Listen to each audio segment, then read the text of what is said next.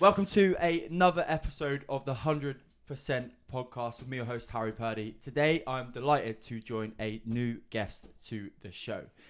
Jade Lloyd is joining us today. She is a maternal mental health advocate. She's a mother and a psychosis survivor from postnatal psychosis survivor. Yeah.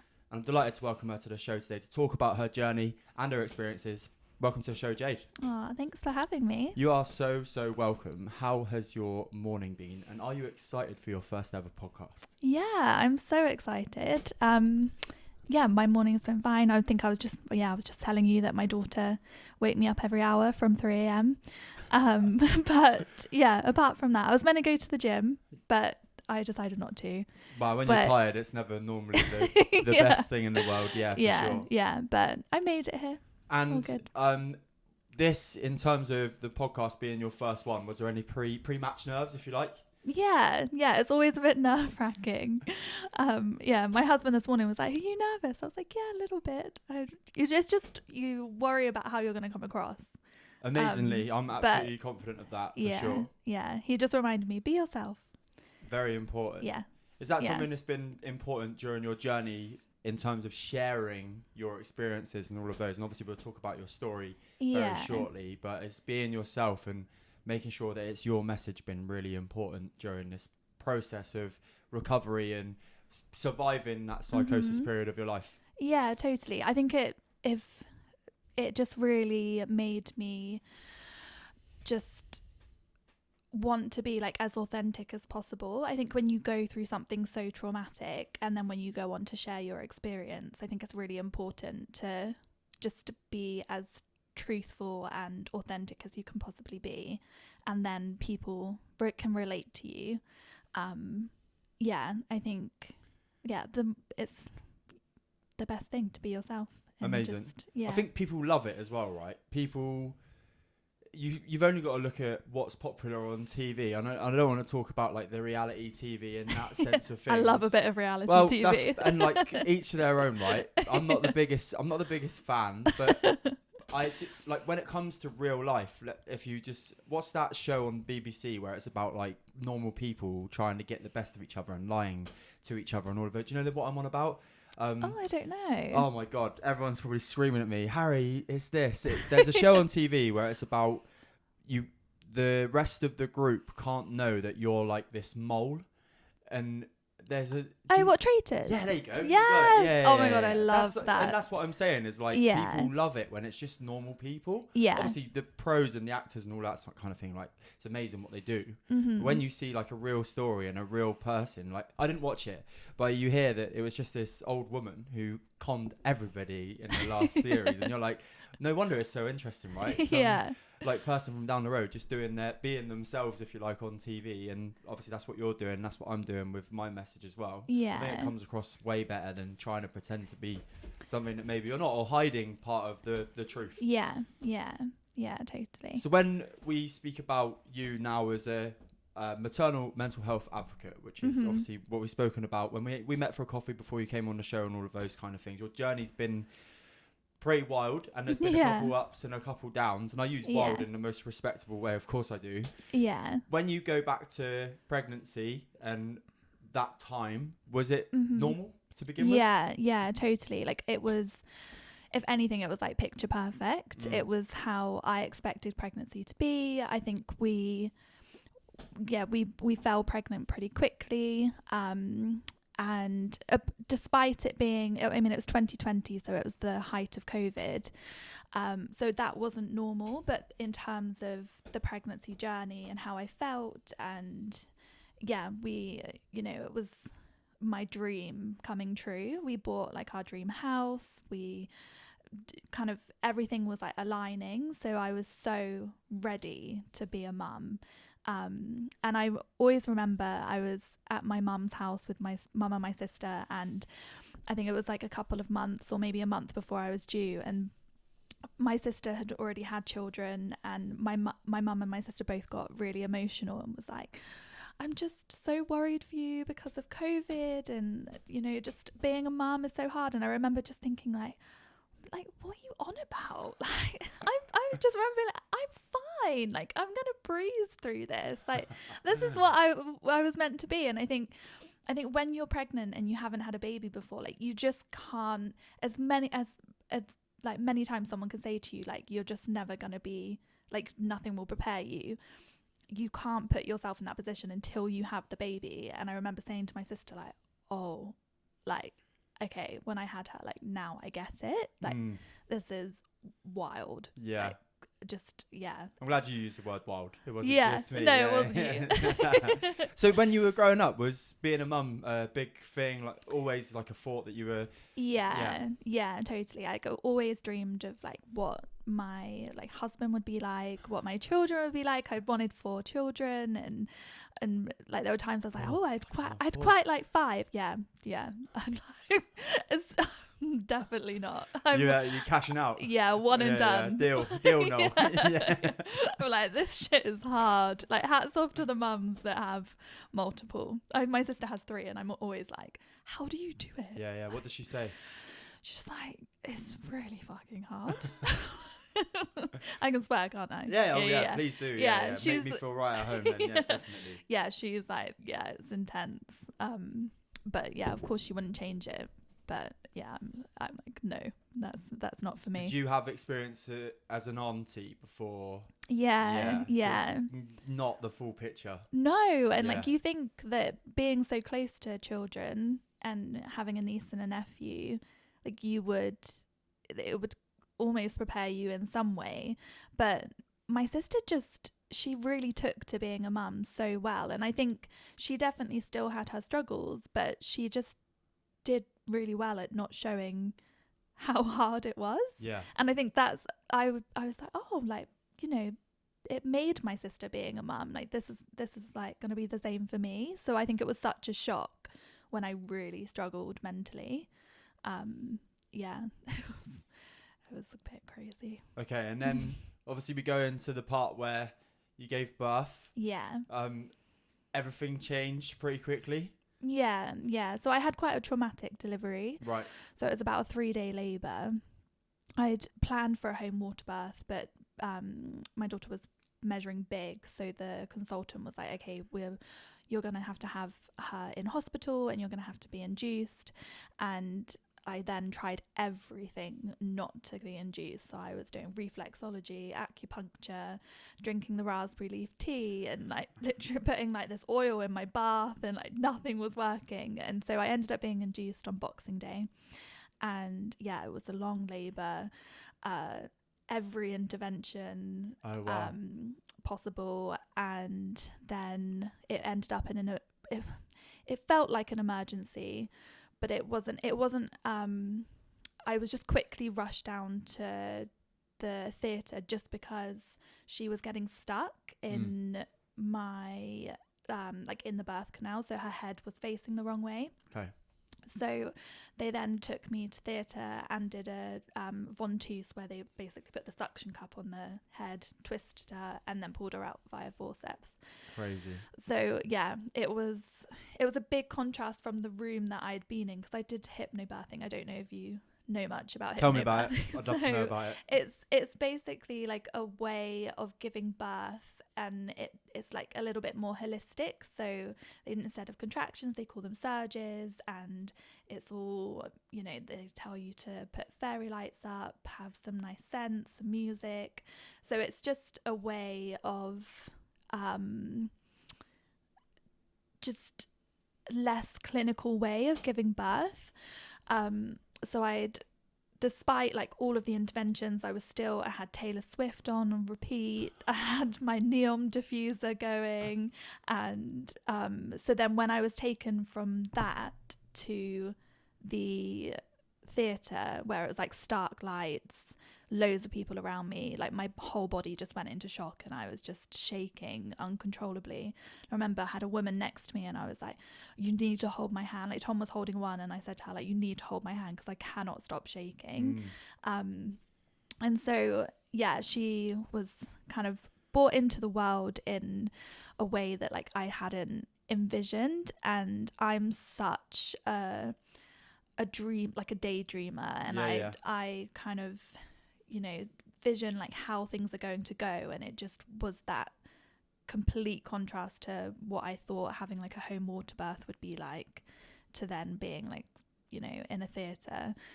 And unfortunately as well, the forceps had grazed her cheek, so she had like a really bad graze to her cheek that ended up kind of like scabbing over.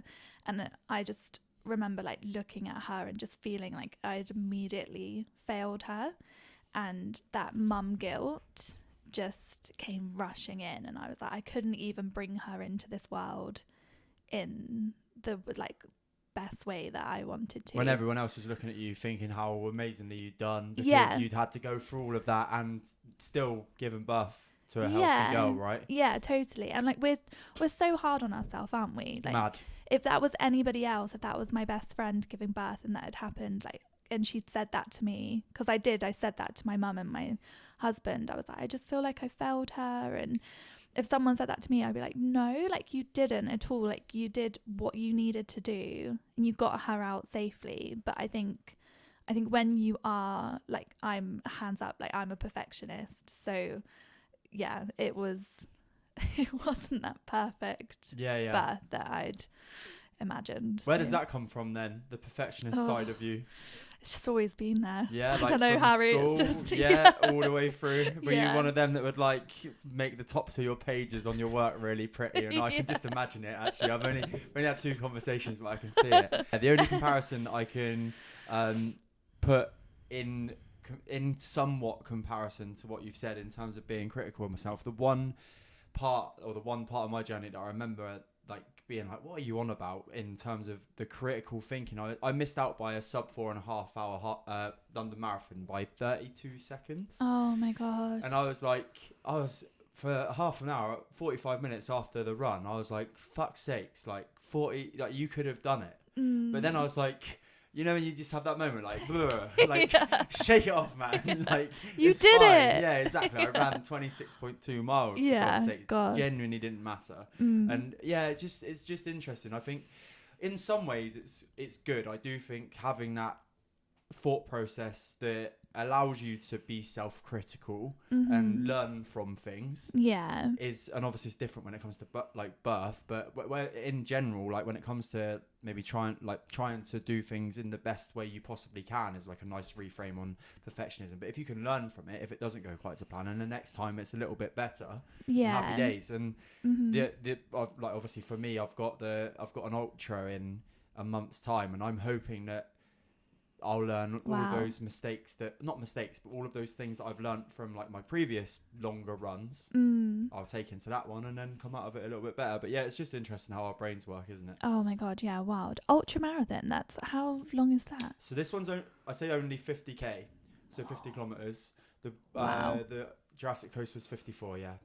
Oh my god. Long way, yeah, it's good. But it's fun. I enjoy it. Right, it's picturesque. Yeah. Nice to take yourself outside of your norm every now and again, for sure. Yeah, so yeah, but this isn't about me, this is about you.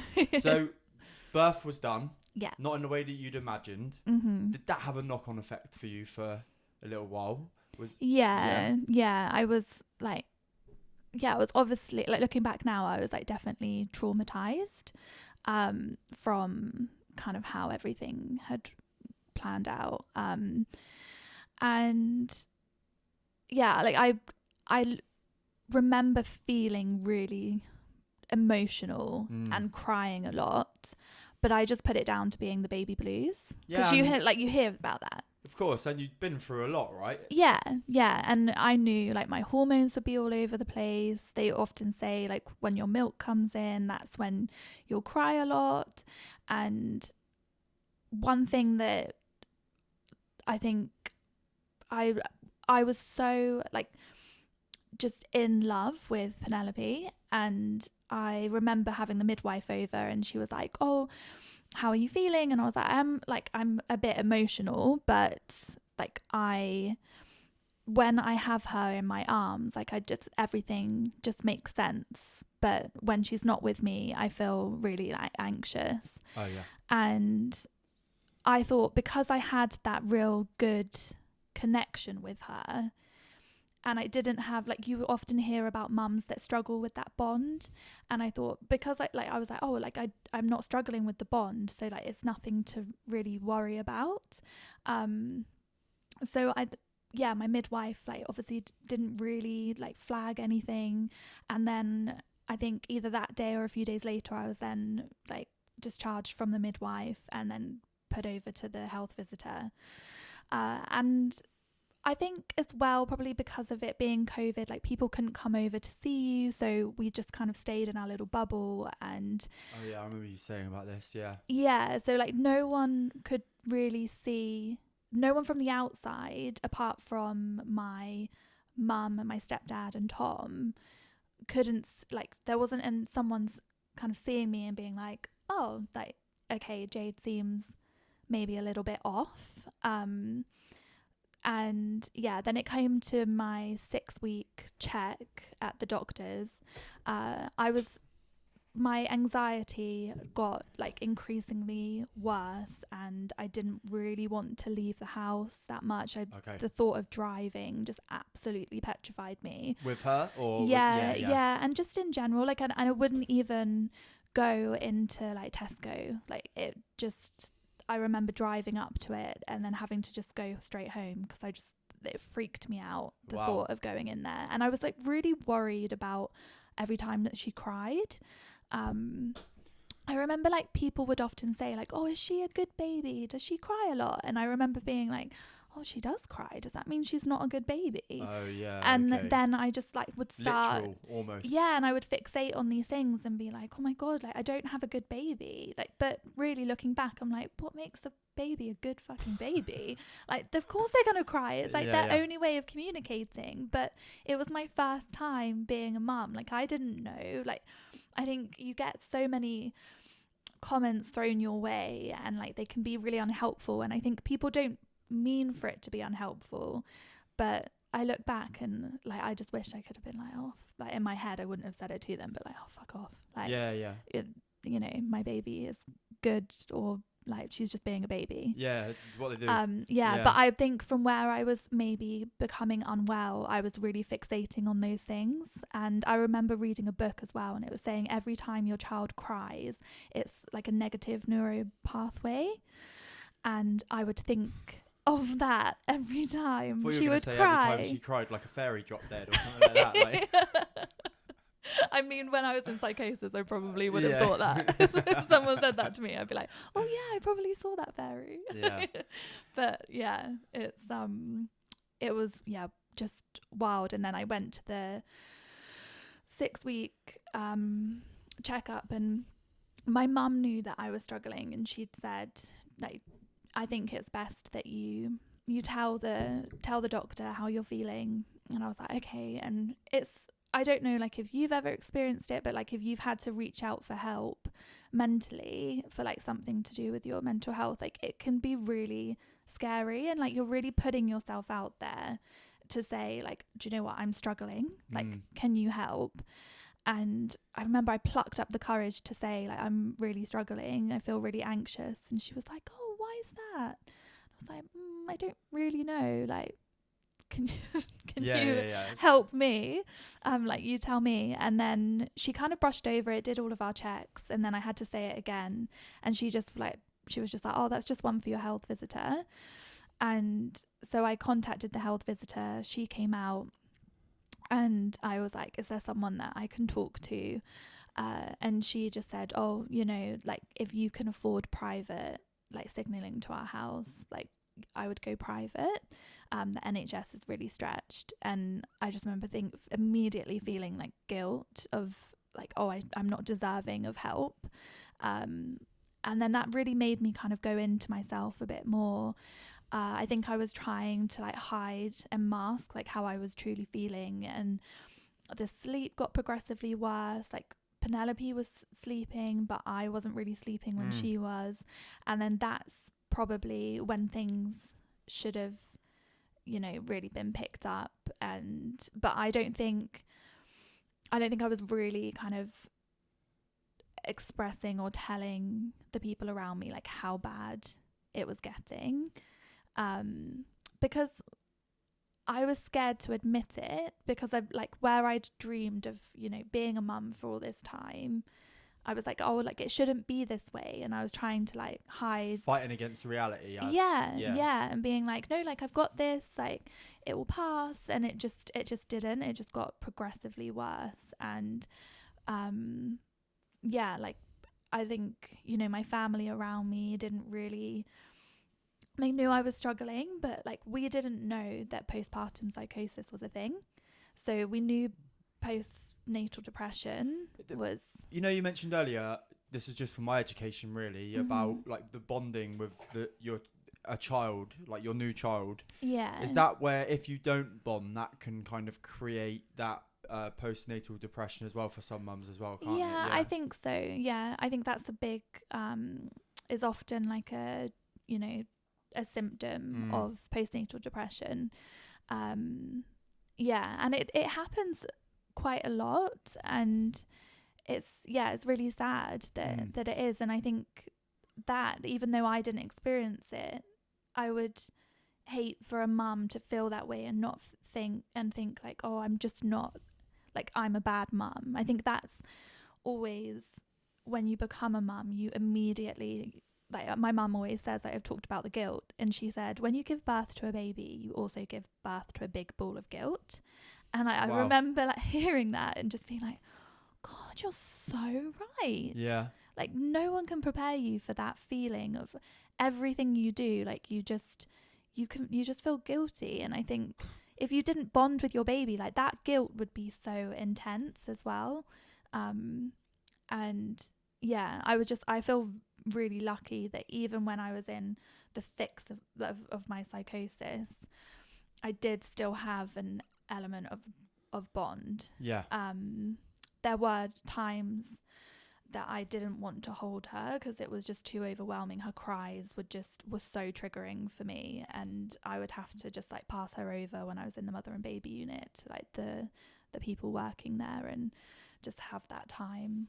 I think what is really interesting, and I know you kind of, I'm going to use the words fell into the trap of in a really loose way, but when you are growing up and you see like Disney films and movies and all of those kind of things, motherhood and being a parent at times can be portrayed as this like beautiful thing that's free of challenge, and there's no drama involved. But actually, more often than not, you find out when you get to our age, like obviously not me in a personal experience yet, but through experiences of talking to my family members, friends who have had kids, and obviously having this conversation with yourself, that there's way more to it.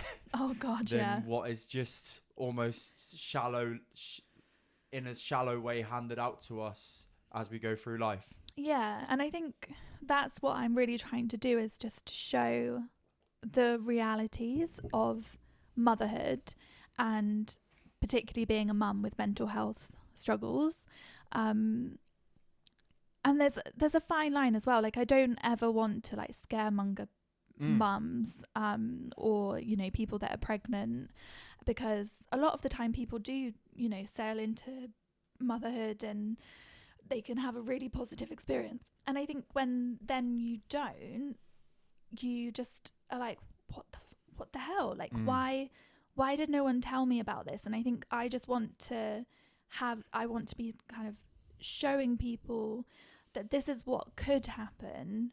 Be essentially like be prepared, and don't be scared to reach out if you are feeling this way. And I think that's the key thing, is don't be scared to be honest with the health professionals or the people around you, because, you know, I had really bad like intrusive thoughts and just what I experienced was really unusual, but I just didn't feel like I could really truly open up until I was in that mother and baby unit and I had no choice but to open up. It was just like, you know, it was overwhelming, and I was scared. And it's often when I have mums reach out to me now, they're saying I'm scared to tell someone how I'm feeling because I'm worried my baby's going to be taken away. And that just breaks my heart, because I'm like, why? We shouldn't be made to feel that way. And I don't think necessarily people do try and scare us and say that this is what could happen, your baby could be taken away.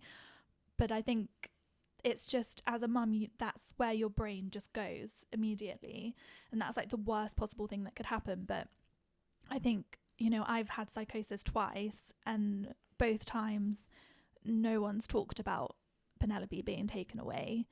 And I think that's one message that I want to be clear to other mums, is like, you know, I can't sit here and say your baby will not be taken away, or there won't be a conversation about it.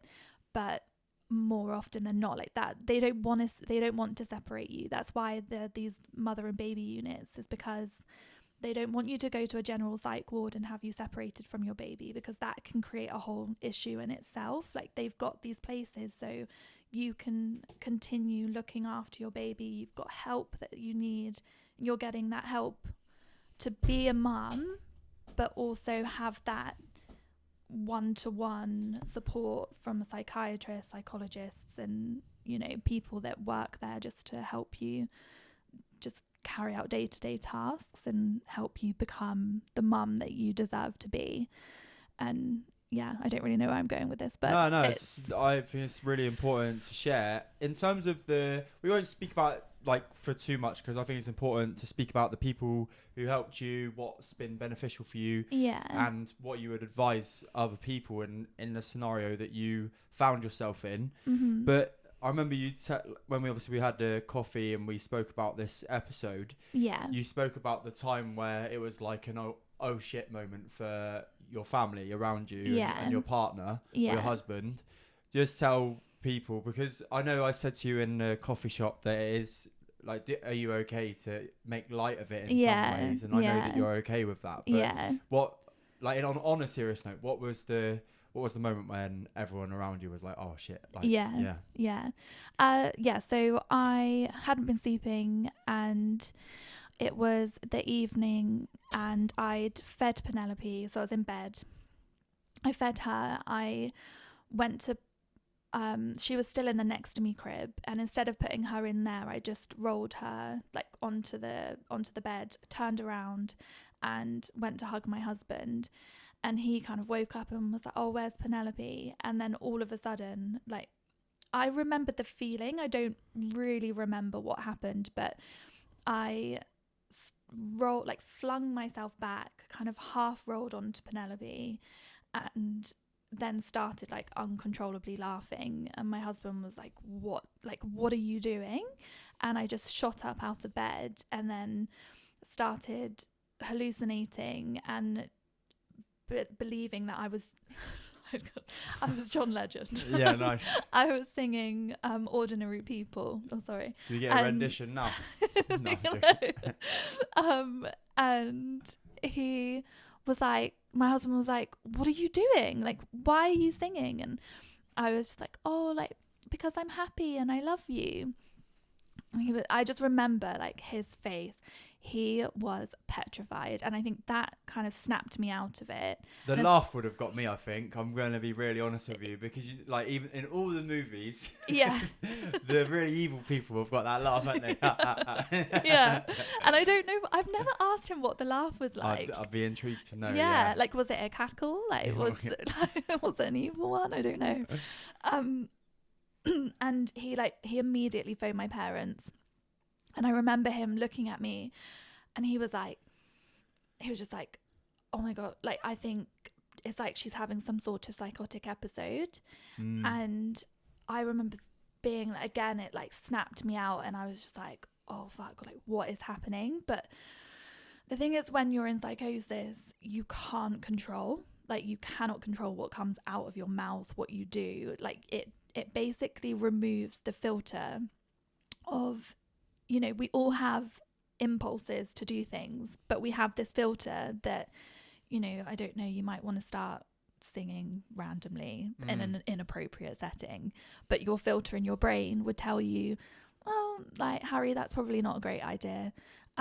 Whereas like when you're in psychosis, like, that filter's gone. So you'll start singing Ordinary People in the most inappropriate time, and like not, and you're like, people are staring at you weirdly, and you're like, why are you looking at me like that?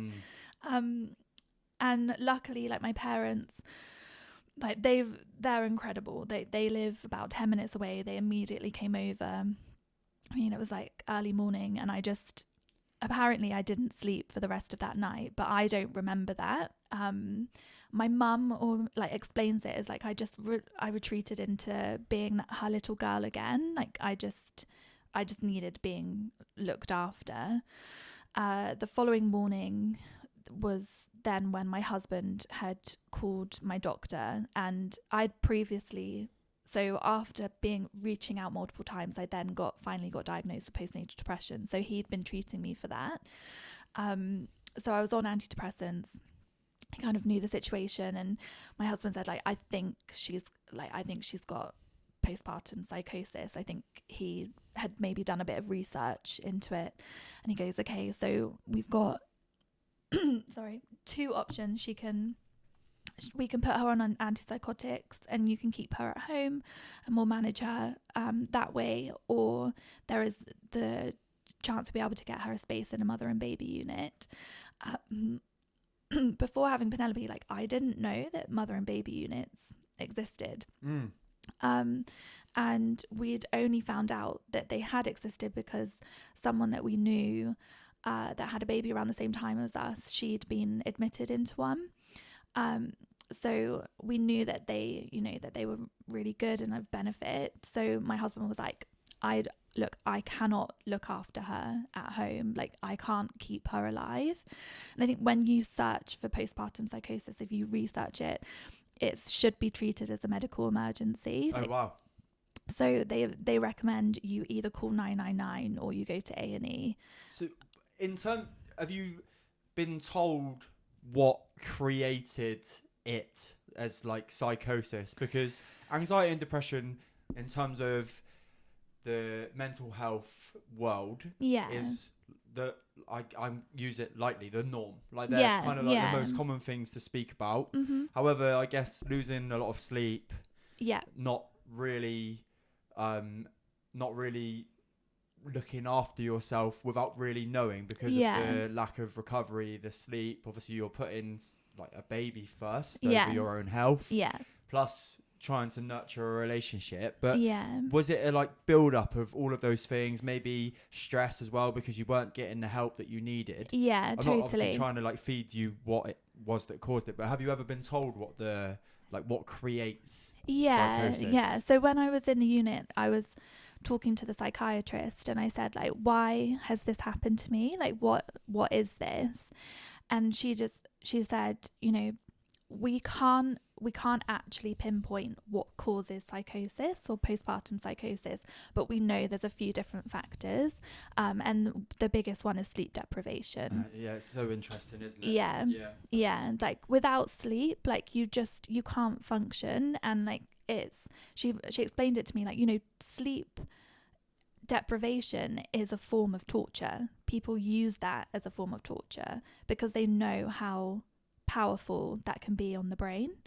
And then she said also having a traumatic delivery can trigger it, because typically postpartum psychosis happens hours or days after birth. Oh, wow. So it was really rare that my first psychotic episode came at 4 months.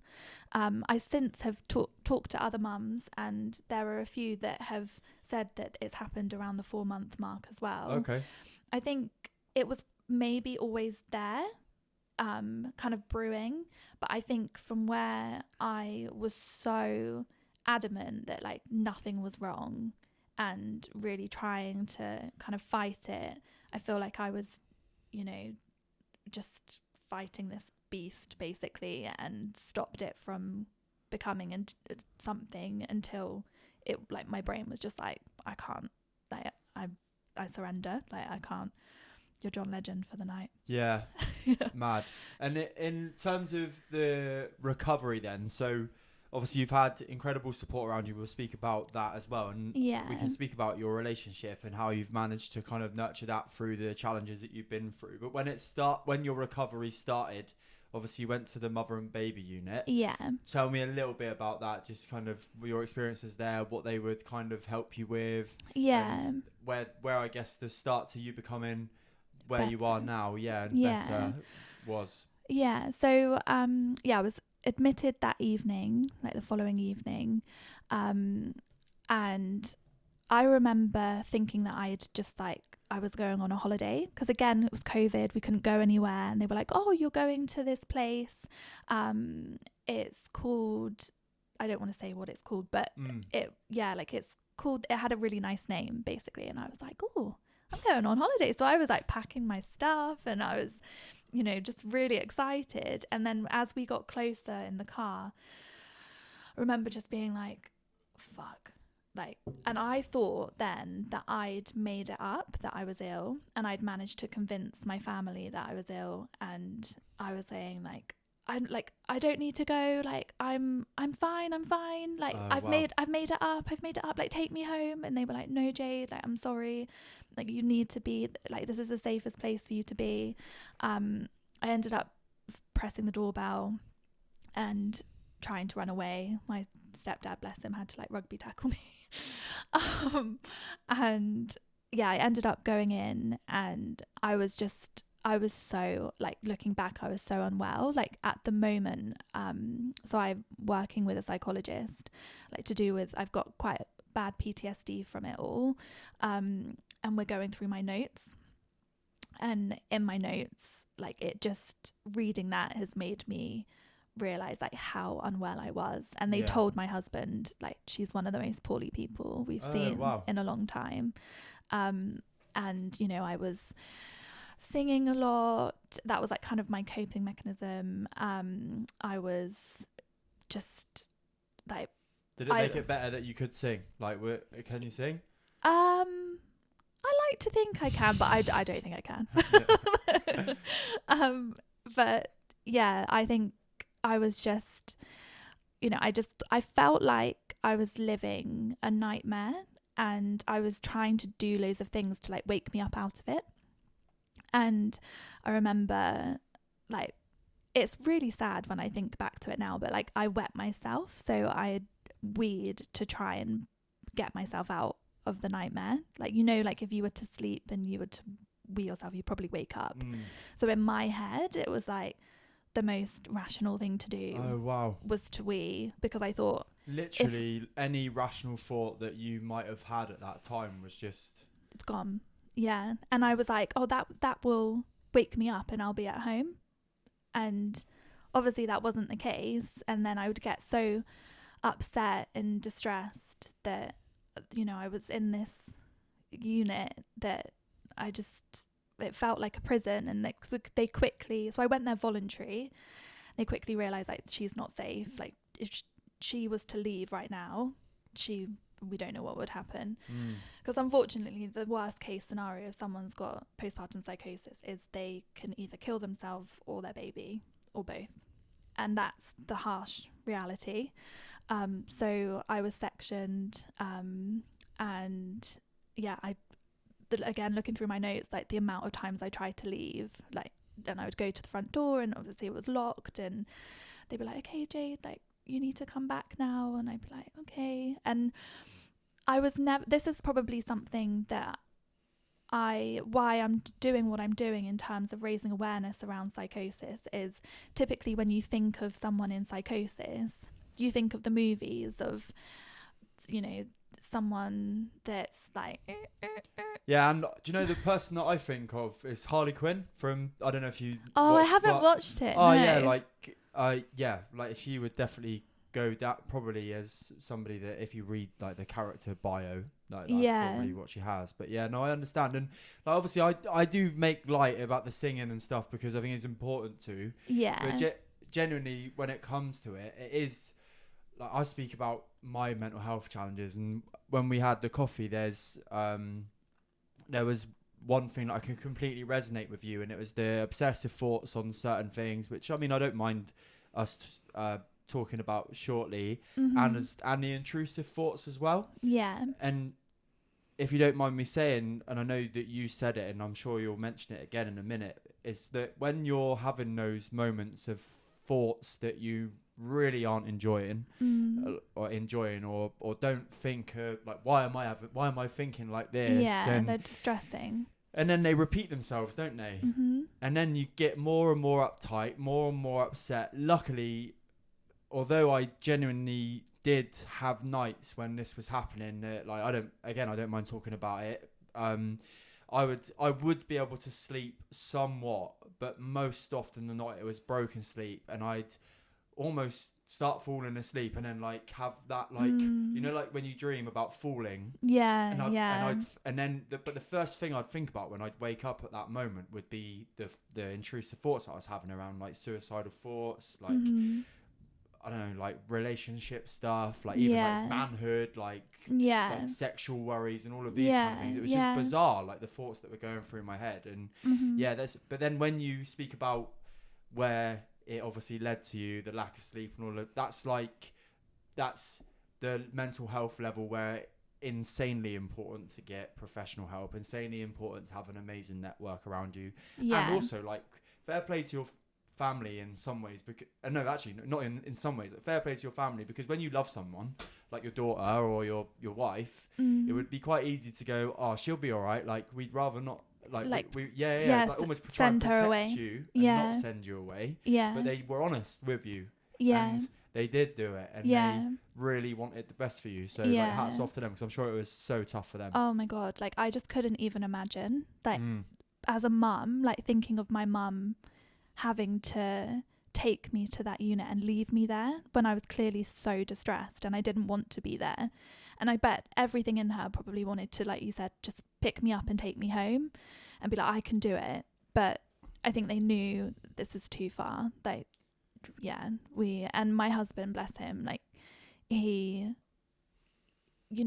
felt like he had to hold it together, but I'm sure he won't mind me saying, but he phoned my best friend when he got home and he just completely lost it, like just broke down. Yeah, well, I'm sure it was insanely traumatic for him as well, right? Yeah, because we were also like blindsided by what the fuck is going, like we did not know that this could happen after a baby. Like you hear postnatal depression and that's what he thought he thought, this is just really severe postnatal depression at first, and then when the kind of psychotic symptoms started arising, like he knew it was something more. And I think in terms of like the unit, like going back to the support that I had there, like they were just, the people that work there are just incredible, and they give you that space to heal. And I remember being led in so I had to have someone with me at all times, so I couldn't be left on my own because I was too much of a high risk. And I remember being led on my bed and so tired, and I just looked at the lady sat at the end and I just went, am I here to sleep? And she goes, yeah. She was like, you need to get some sleep. And I was like, thank you. And I remember just going to sleep because I knew that they were looking after Penelope. Yeah. Whereas like when you're at home, it's, your husband goes back to work and it's all on you. Like, but they gave me the space to be like, okay, like I need to sleep. And I remember that was like their key thing. It was in the first few days and like week or whatever, was to just be like, okay, she needs to just rest. And it wasn't, I was probably in and out psychosis for about 2 weeks. And then I remember like going back to the intrusive thoughts. I kept thinking like, am I an alcoholic? Like, because I was questioning like, why am I there? And I'd be like, am I an alcoholic? And they'd be like, no, you're not. Like, am I a drug addict? No. Like, I'd be like, why am I here? And they'd just be like, oh, you're really unwell. And because they were saying you're unwell, it would then, my brain would be like, well, what does that mean? And it wasn't until someone said to me, like, you've got postpartum psychosis. And they gave me a leaflet from the charity Action on postpartum psychosis. And then I read it and I was like, oh, this makes sense. And it was almost like a light bulb went off and I was like, oh, okay, this is what's happening. I could make sense of it then. And then that's when like I then started getting better. Obviously I had medication as well to help with that, but yeah, and then I was there for a total of a month. Was it like, you don't have to, but was it like sedative kind of meditation? Yeah, medication. Yeah. Which probably made you feel like you were in a meditation. Yeah. So I was on a strong antipsychotic, which I'm still on to this day, but I'm just on a lower dose now. Would there be a point in time where you and your medical professionals are like, right, like let's try a period of time without it? And maybe, and it's not really talked about. Oh, okay. Like because I had the relapse as well, and I'd been off of the medication for a few months at that time. I think we haven't really discussed the thought of coming off of it. I am like a little bit apprehensive because I'm thinking, well, if I was off of it for a few months and then I had a relapse, like, am I just going to be on it for the rest of my life? And I think I'm not opposed to that. If I need it, then that's fine.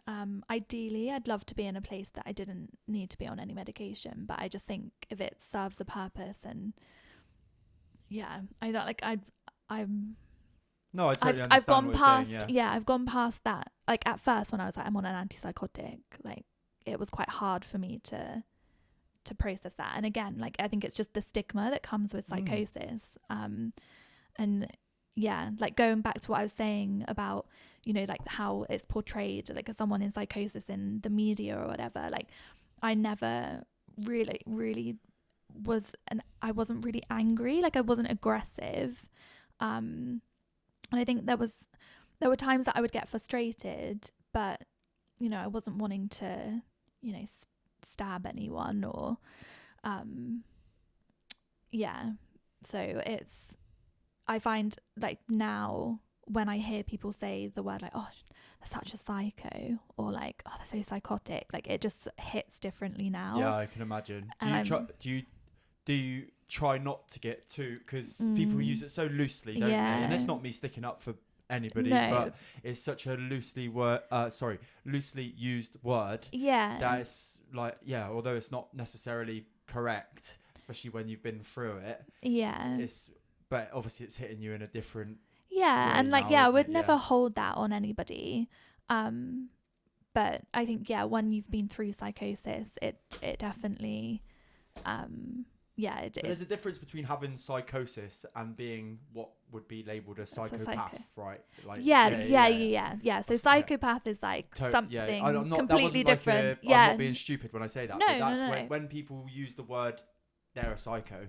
I think normally it's labelled with like Jeffrey Dahmers and people like that, right? And certainly not in the circumstance of you, that's for sure. But obviously we're speaking about, like, you're on 100% podcast, what I talk about. We had a really in-depth conversation when we had our coffee. One thing that I think is incredible about your story, and clearly insanely traumatic, you've been really fortunate to have a amazing network around you, and you've kind of done your recovery line of where you've got better. There was a relapse not how long ago now? January 2024, so quite a while ago now. And you're on this timeline. You've not changed your life, but you've maybe accidentally, like through going and looking for different ways of like keeping your brain focused and occupied and working on passions, you've kind of fallen into what I would consider to be like what I would label as like 100% habits. You're now helping other people. You're sharing your message. You're doing things that you care about. You're focusing on your future. You've got like, you're doing things with your family all the time.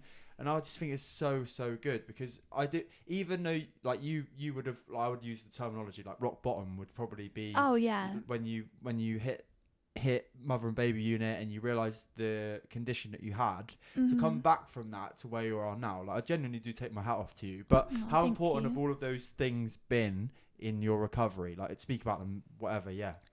So I think after the first time, I probably like buried my head in the sand a bit. I didn't really look after myself very well. I put I remember like the health professionals would be like, oh, you know, you need to look after yourself. And I'd be like, but how can I do that when I've got this baby, that this, you know, 4 or 5 month year old that needs me.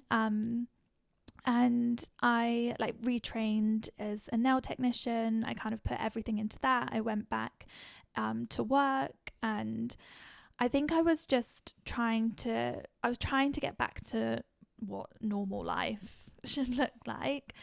My husband and I didn't really talk about it. He didn't really want to talk about it. Right. We did have couples therapy to try and kind of come to terms with what happened, but we didn't realize that there was the chance that it could happen again, like as in just, you know, when I say like general psychosis, like not linked to having a baby.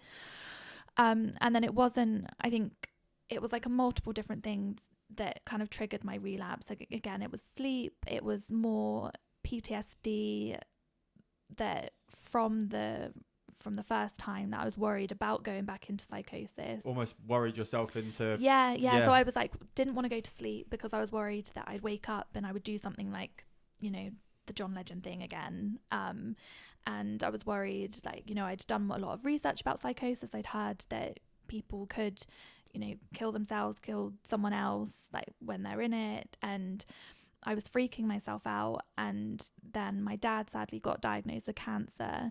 It had been a year since my granny had passed as well. And like all of those types of things, like health anxiety, like can actually trigger psychosis. Like everyone, I don't want to scare everyone, but like everyone is like everyone's brain is possible to go into psychosis. Yeah, your brain is either your best friend at certain times, or it is completely, you can make it your worst enemy, can't you? Yeah, it's so powerful. And I always say this, like your brain is so powerful, and like, yeah, particularly when you're in psychosis, like it takes over and you have no control. And so I think after that relapse, I was really, really fortunate. Like, you know, my family knew a lot more about it. The community mental health team were aware of my situation, and I was already like, you know, my psychiatrist had like knew what to do to like keep me at home. I had the home treatment team come out. And I think after that, I was like, okay, I really need to make a change. I need to ensure this doesn't happen again, or to lower the risk of it happening again. I really need to focus on what can get me better. So I spoke to my husband and I said, like, I think I need to take the year off of work. And, you know, I was really fortunate that we're in a position that he could support me that way. And my best friend, who like I'm so thankful for, she works in mental health, and she'd worked at places where she'd experienced people in psychosis before. So she actually, when I was at home going through it, she would sleep over and lie with me, and be there for me. And I'm so thankful for that. It's amazing. Yeah. And she took me to the gym and was like, right, we're gonna go to the gym together, let's sign you up.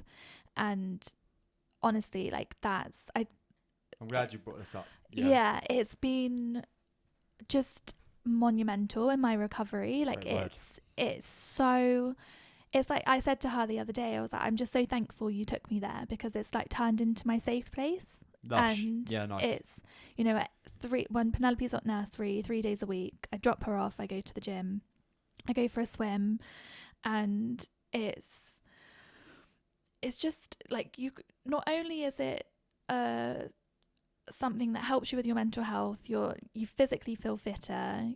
I've created like a little community, like it's a really supportive place to be. So good. Yeah, so good. I mean, just naturally as well, something I'll talk about forever on here is one thing that you can do. Even if you don't even need a gym membership to feel good, right? Movement is medicine, whether you like it or not, and it will naturally create the feel good chemical. So yeah, I just think whenever you're feeling shitty, no matter whether you're at rock bottom, recovering, or you are feeling good but you're having a bad day, It's just the perfect thing to do. Yeah. And I think if you asked everyone that was at the gym why they were there, it would be for a reason. Like it would be, and I reckon a lot of people would be because it's like a mental thing. Oh yeah. It's just like I enjoyed going to the gym before, but like now it's almost like, I don't know if it's unhealthy, but like I'm addicted to it. Like, but You're not addicted to the feeling, yeah, right? not Yeah. in an unhealthy way. But like, if I don't go, like where I didn't go this morning, I'm like, well, when am I next gonna go? Like, I haven't had that time for me to just feel like I'm doing something positive. And yeah, so it's been doing that. It's from the beginning of this year, I've started doing I write like a list every day of like what I'm gonna do, so it like sets me up, and I'm like, okay, Well, on a podcast. Yeah, today. yeah. Nice. Just like you just know what your day's looking like, and then I write 10 things that I'm grateful for, and it just sets the day up nicely. And I think having that positive mindset is so important. And if you can find those like little nuggets of positivity, like your day is just so much better. You look like it lights me up, right? Like genuinely, and this is why I wanted to get you on, because what you're doing is insane, and it just I'm just letting you talk, and everything that you're speaking about. You, like we said, you were at complete rock bottom, and I know everybody's trauma is different, right? Yeah. Some people's trauma, whatever your worst experience is your worst experience, and your worst experience on paper, let's just say, is way fucking worse than what mine was. But the recovery and the things that you're doing to look after yourself now just cross over. And it's so nice to hear. Yeah. Yeah. And I think it's like just talking as well. Like I've got a clinical psychologist that I work with. We're doing EMDR therapy. I don't know if you've heard of that. Let's hear about EMDR. Okay. So, I mean, how do I round it up? So it's I like hippie, I like woo, like whatever it is, just hear about it. Yeah. Yeah. So it's really lucky I've got it through the NHS, because it's really hard to get it. But it's essentially like a trauma focused therapy, and you can do it in different ways. So you'll so in like my case, we talk about the trauma, and then we kind of relive that trauma. But as you're doing it, so sometimes they can use like their hands, and you would have to follow their hands. But it's basically to do with like eye movement. Sorry. You're right. And then in my case, I couldn't focus on thinking of the trauma and following the finger, so I have got buzzers in my hands, and they alternate, and she can change the strength of them, and what it essentially does is like reprocess the trauma. Wow. And like it's incredible. Like you just keep on going, and until you feel like, she calls it so on a scale of 1 to 10, what's your I can't remember the word she uses, but it's basically like how distressed are you by it. And then she keeps going through those, like you keep going over the buzzers until you reach like 1. So it starts off probably at a 10, and then it goes down to a 1. And I don't really know the science behind it, but it works. Yeah. So working with her, and also like just the importance of, like I said to her, like I'm so grateful for her, because she's probably I've worked with a load of different therapists, and I've always connected with them, but I've just connected with her on a completely different level, and I've spoke to her about things that I've never spoken to anyone about, and she's just an incredible person. Like I am so thankful that I've met her, and she's been, again, like such a big help in my recovery. I think the fact that she's worked with multiple mums like who have experienced psychosis as well, so I think I immediately knew that she like got me on a different level. Completely. So doing that, and just I think as well, like where I've been sharing my story on Instagram and talking openly, that has been really helpful and healing. And there's definitely something psychological there about just listening to your story. And again, I'm no like psychologist or like in any of this, but one thing that I know that has helped people that I've spoken to in the past that have been through serious stuff, something that's helped me is, as humans, we're really guilty of not accepting ourselves fully. But again, whether it is on purpose or by accident, who cares? It sounds like since your relapse, you've just gone, right, no, this is who I am. This is what I want to do. And this, I am going to speak about it, whether you like it or not, kind of thing. Yeah. And because you're accepting whatever like thought process, whatever your past has been, and you've created like an exciting future, it's naturally had a really positive impact because your brain isn't focused on or what if or what happened in the past. It's focusing on like what's ahead of you right now. I think it's like taking control of the situation and being like, okay, this is part of my journey, and I wish that I hadn't gone through what I've been through. Of course. But if I can take that and turn it into a positive and help other people, because, there are unfortunately going to be more mums that experience psychosis. Like it's a 1 in 500 or 1 to 2 in 1,000 new mums that go through it.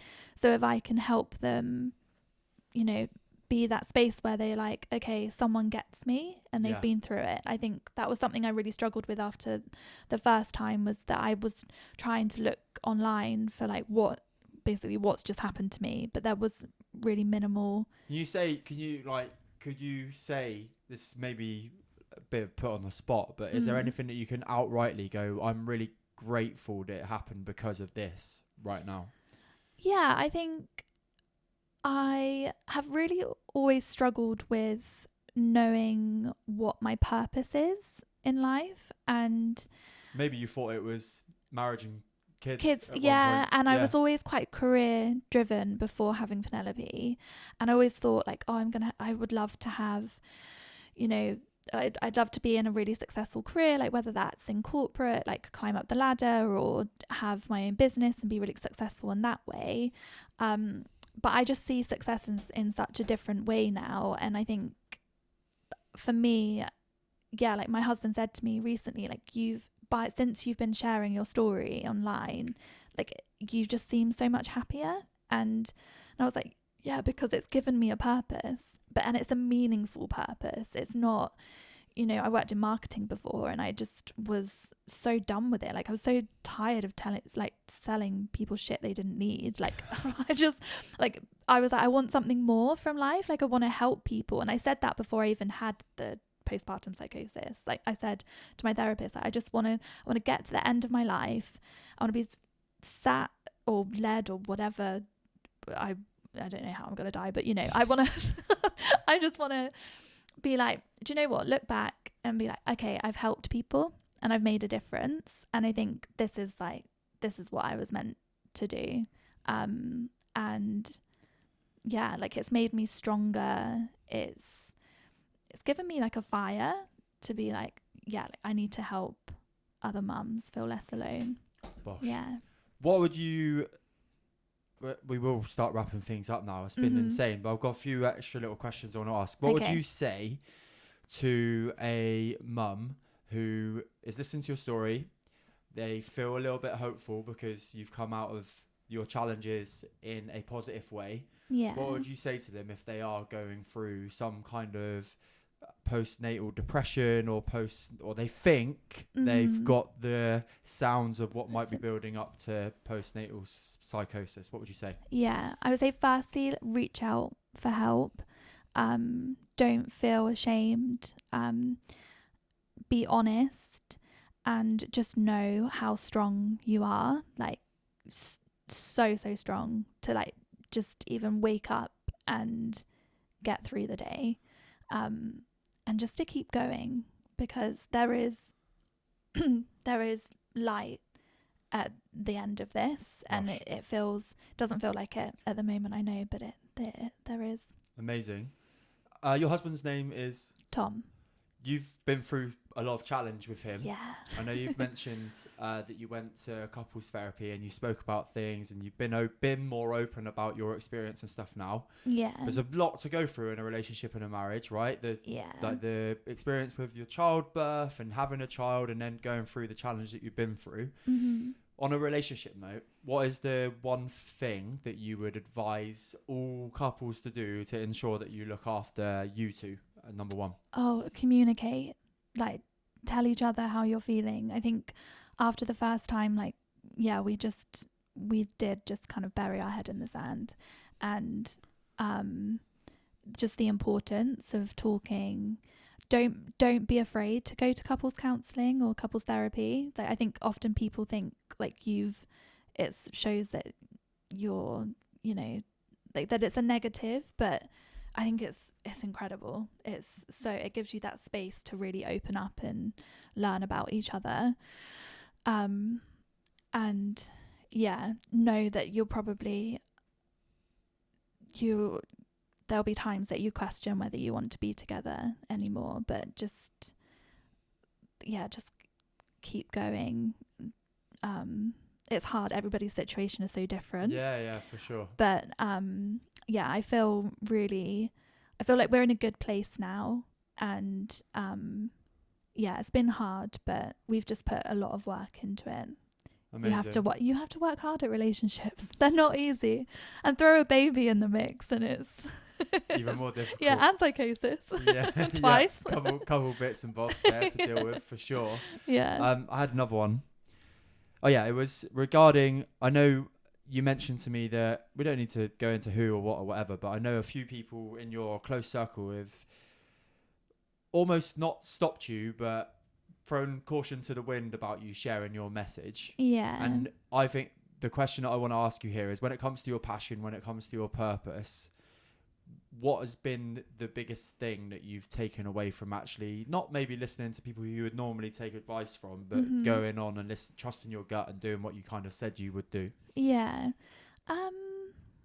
What was the question? Like how? Yeah. What have you found from, like, what's the feeling that chasing your purpose and going after the things that you really want to share? Like, you're sharing your story, you're really passionate about it, you want to help other people. Yeah. So like, how important is actually not following the advice of your close friends, family, whatever it is, and actually doing your own thing? How important's that been? It's been really empowering, and nice. like it's like, no, like, I think it's respecting their opinion and saying like, thank you for thank you. Yeah. However, amazing. Yeah, I'm going to do this, and I think that's probably in the past I've like listened more to what people think, whereas like now, like you said, like I'm trusting my gut and I'm being like, no, this is important to me. And I think when you stick and you stay true to yourself and you do what makes you happy, because ultimately you're the only person that can make yourself happy,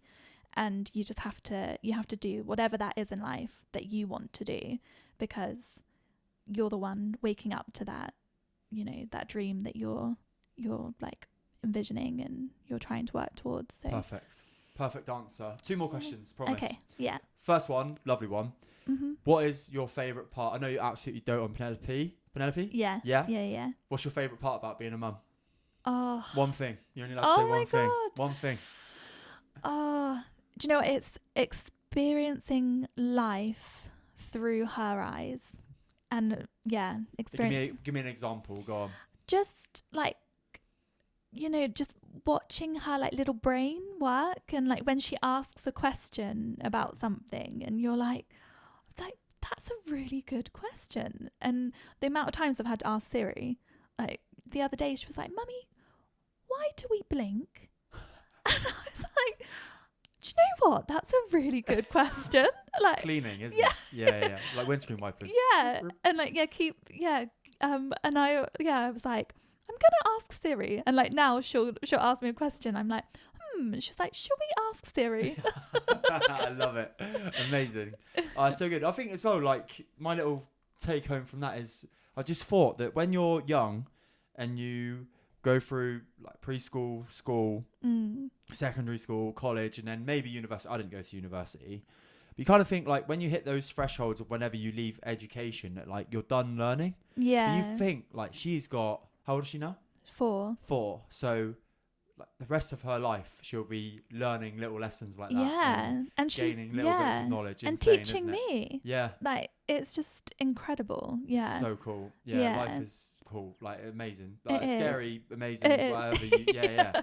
Final question of today's podcast is the traditional 100% one. Mm-hmm. What is the greatest bit of advice you've ever been given? Oh my God. No, there's no rush with thinking like I this know. one. This is a hard one. What I can flip it. So if you were to go back to 18-year-old Jade and give her some advice, that kind of normally unlocks what maybe the best bit of advice you've ever been given is. So if you were to go back to 18-year-old Jade and say, hey you, I've got a bit of advice for you. I'm your guardian angel. What would it be? Mm-hmm. I think it's do what makes you happy. Amazing. And stay true to yourself. Yeah, I think that's probably, I can't like pinpoint like a specific advice that like my mum has given me, but she's always taught me to be like, to be myself, and don't try and be someone that you're not. Insane. Yeah. Incredible. Jade, honestly, this conversation has been incredible. We went a little deeper than what we went in our little coffee chat, which is really good. And I hope the listeners have found it really useful. And in fact, I'm sure they will do. Oh, I hope so. And I know that you're going to share this far and wide to try and share your message as well, which is going to help lots of people, we hope, for sure. Yeah. If people want to come and find out more about you and see more about your story on Instagram, what is your tag? Do you know? So, it's at Jade A. Lloyd, Perfect. LLOYD. Amazing. Yeah. Have you enjoyed your first podcast experience? I've loved it. Yeah, Thank you so much. I can talk for like hours. Great. Yeah, well, you don't look. How long do you think we've gone for? Oh, like over an hour. Oh, yeah, it is. Yeah, it's an hour and 12 minutes. Really? So yeah, we've done amazing. It's been incredible to have you on the show, Jade. If you have enjoyed today's episode with Jade and I, please like and subscribe on YouTube if you're watching here. If you're listening on Apple Podcasts, please leave a review and a 5-star one as well. And on Spotify, make sure you hit subscribe and drop that 5-star review button as well. It does go a long way to helping the 100% podcast grow. I'll see you here with a new episode every Friday. Take care. Oh, I love